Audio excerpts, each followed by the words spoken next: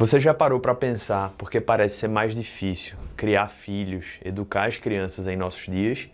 Será que isso é apenas uma impressão ou realmente vivemos tempos mais difíceis? Eu não tenho dúvidas de que os dias em que vivemos, se comparados a apenas algumas décadas atrás, trazem maiores desafios para essa tarefa tão gloriosa, mas tão desafiadora que é a criação de filhos. O grande problema é que muitos pais, inclusive pais cristãos, têm criado filhos no piloto automático, como se estivessem voando em perfeitas condições climáticas, quando na verdade a gente está vivendo muito mais um voo que está sendo vivenciado, experimentado num contexto de muita tempestade e de muita turbulência. Então, algumas perguntas são fundamentais nesse cenário. Se é verdade que é mais desafiador criar filhos em nossos dias, por que isso tem acontecido? Segunda pergunta, como é que eu posso melhor me capacitar, como pai, como mãe, para essa tarefa em meio aos tempos e contextos que temos vivido?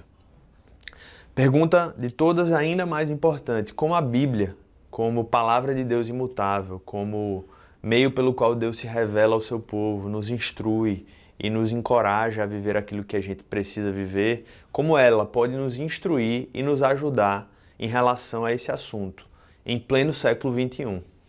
Bem, para começar a responder essas perguntas, eu preciso compartilhar com você um pouco do contexto no qual nós temos vivido, o contexto no qual as nossas crianças têm sido criadas e, especialmente, quais são as características que as crianças atuais têm desenvolvido em meio à cultura que nós vivemos. Então, para isso, eu vou contar com a ajuda de um livro que foi produzido por uma autora chamada Jean Twenge, na qual ela fala sobre exatamente as crianças atuais. Ela faz um levantamento de várias informações, de várias características e traz vários dados que podem e certamente vão nos ajudar a entender melhor com quem a gente está se responsabilizando por cuidar, por pastorear, por amar, por educar em nossos dias.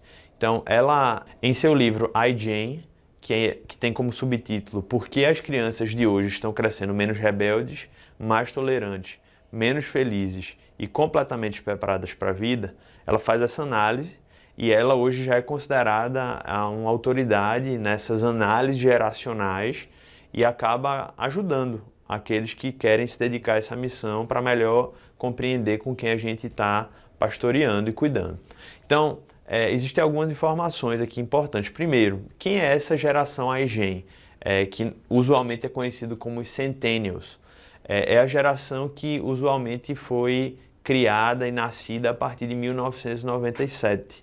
Essa data de 1997 é discutida, mas é uma boa data como referencial, porque é uma data na qual se considera o nascimento de crianças que entraram numa adolescência na qual os smartphones já faziam parte de sua vida. Hoje, nós já temos várias crianças que nasceram num contexto de uma sociedade hipertecnológica.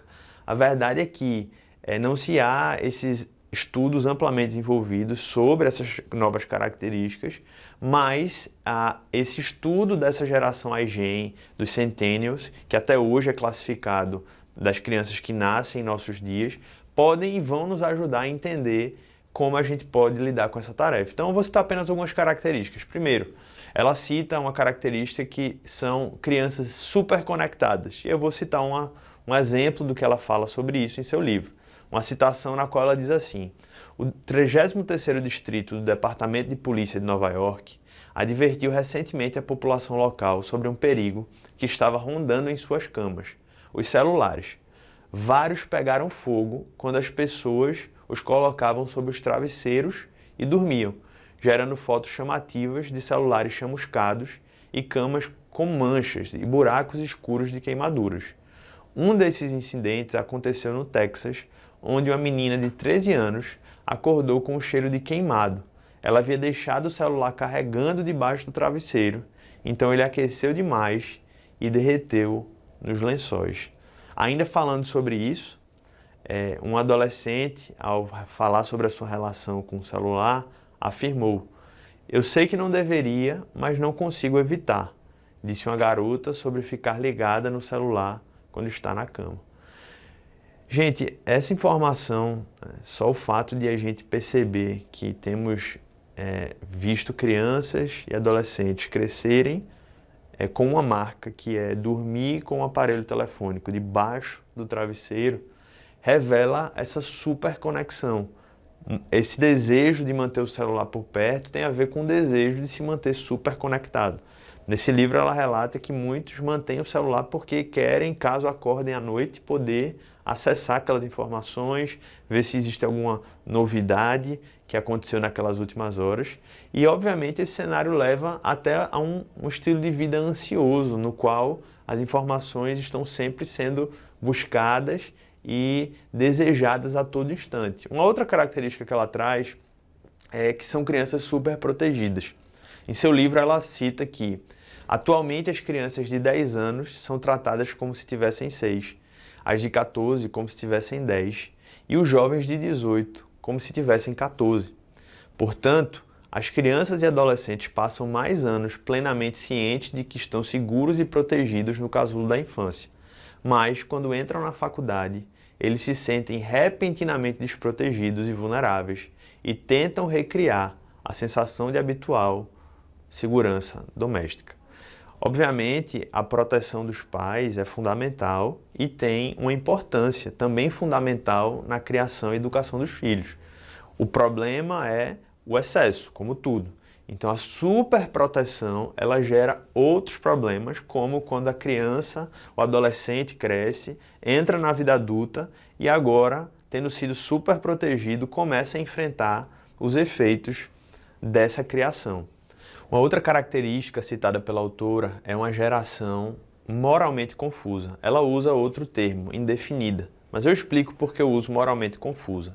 Ela cita o seguinte: até o sexo entre adolescentes menores de 16 anos se tornou aceito com 5 vezes mais pessoas em 2016 do que em 1986, declarando que isso não tem nada de errado. Os centennials, aliás, dificilmente rotulam algo como errado. Afinal, segundo eles, cabe ao indivíduo fazer as suas escolhas.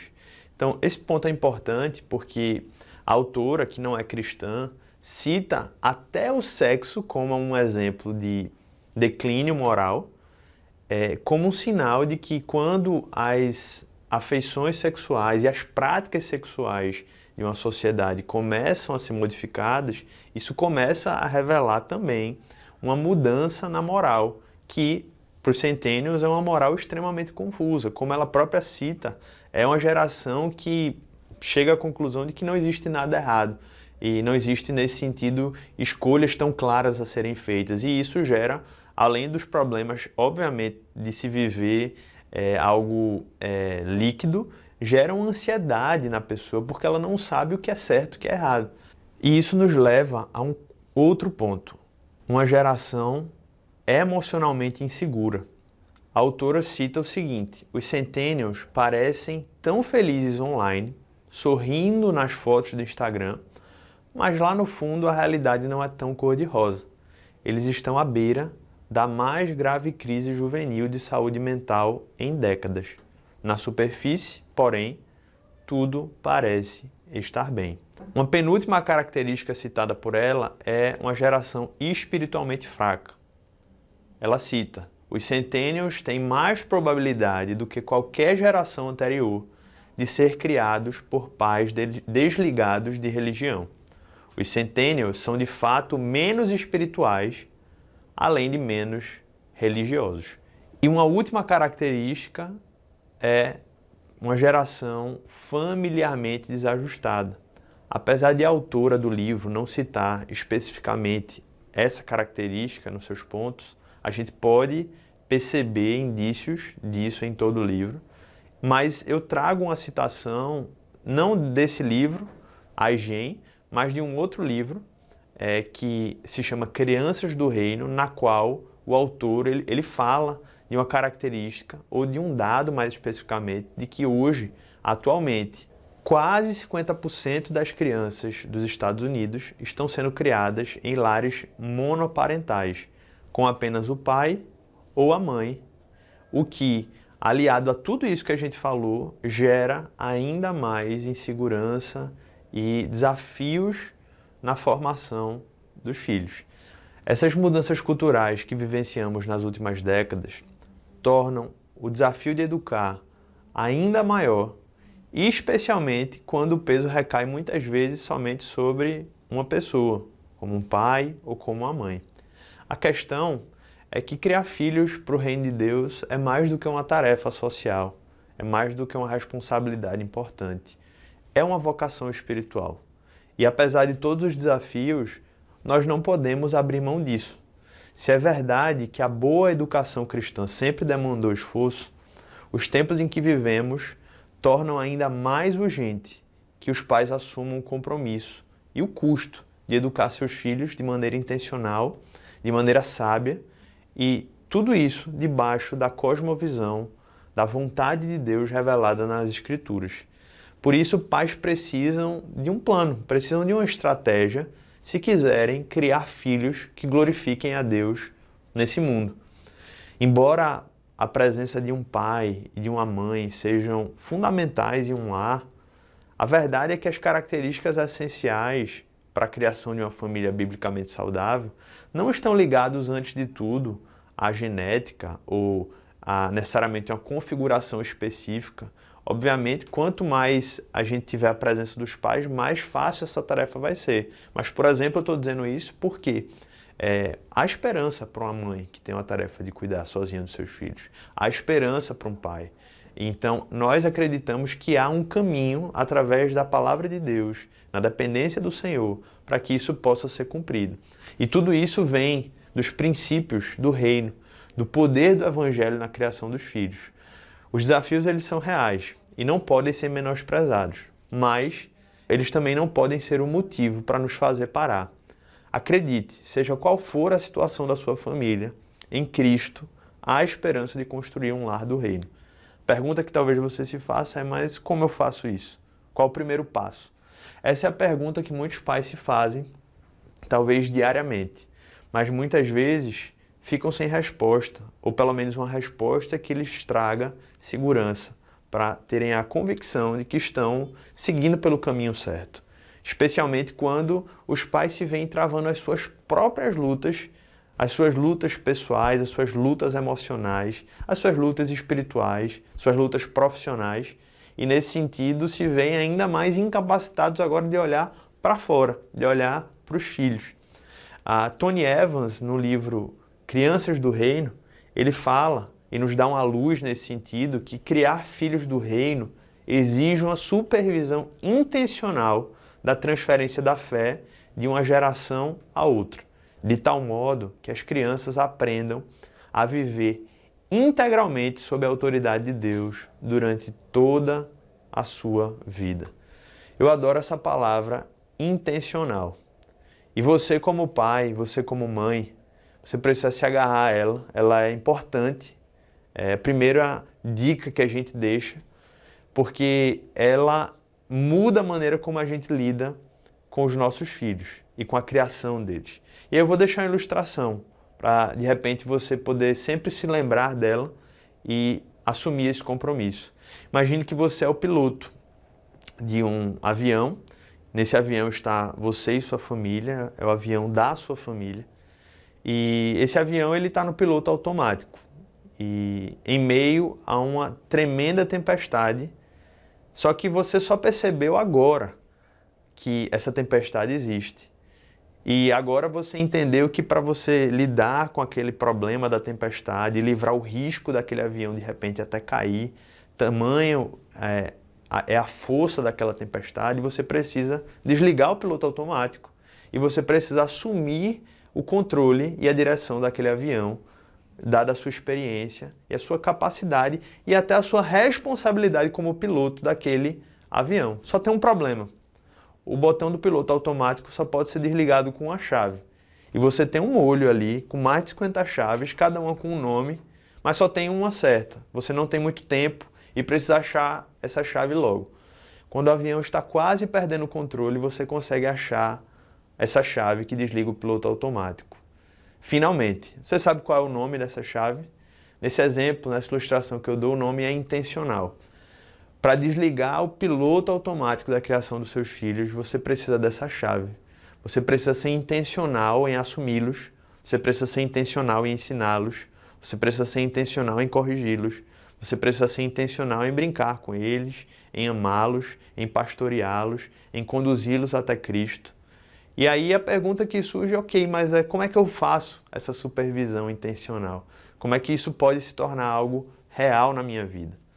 Bem, por estarmos numa cultura e vivermos numa cultura movediça, eu acredito que se a gente quiser educar nossos filhos, de fato, de maneira eficaz, de maneira saudável, a gente precisa se apegar de maneira firme ao fundamento da palavra de Deus. A única coisa que é imutável, a única coisa que traz segurança em meio a um mundo líquido que vivemos. Por isso, para que esse compromisso com a intencionalidade possa ser assumido e que Cristo possa lhe ajudar e lhe capacitar nessa missão, eu convido você a acompanhar as próximas aulas, na qual a gente vai mergulhar nisso e, se o Senhor permitir, a gente vai poder aprofundar tudo isso que a gente começou a aprender sobre criação de filhos, sobre a criação de crianças do reino, para o reino e para a glória de Deus.